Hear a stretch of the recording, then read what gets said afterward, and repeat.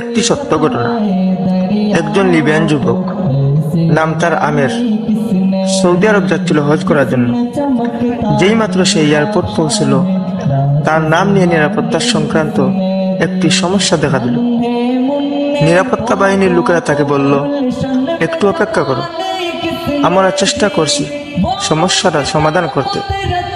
এই সময় অন্য সব হাজিরা তাদের প্রক্রিয়া শেষ করে প্লেনে উঠে পড়ল, আর প্লেনের দরজা বন্ধ হয়ে গেল।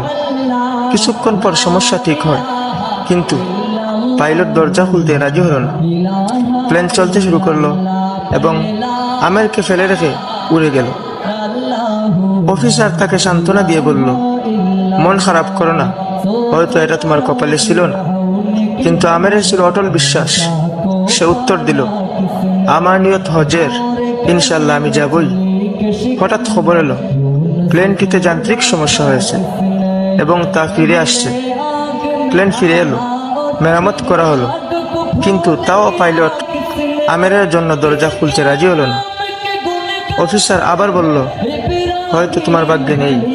কিন্তু আমের ছিল দৃঢ় প্রতিজ্ঞ, স্থির ও দৃঢ় চেতা। সে বলল, আমার নিয়ত হজের, ইনশাল্লাহ আমি যাবই। প্লেন আবার উড়ে গেল। কিছুক্ষণ পর আরেকটি খবর এলো, প্লেনে আবারও সমস্যা হয়েছে। এবার নিজেই পাইলট বললেন, আমি আর উড়ব না যতক্ষণ পর্যন্ত আমের প্লেনে না উঠে। শেষ পর্যন্ত আমের প্লেনে উঠল। সৌদি এয়ারপোর্ট থেকে সে একটি ভিডিও করলো। তার আনন্দ ছিল আলহামদুলিল্লাহ বর্ণনার বাহিরে। তাই সবসময় আল্লাহর উপর ভরসা রাখবেন, ইনশাল্লাহ আল্লাহ আপনার সহায় হবে।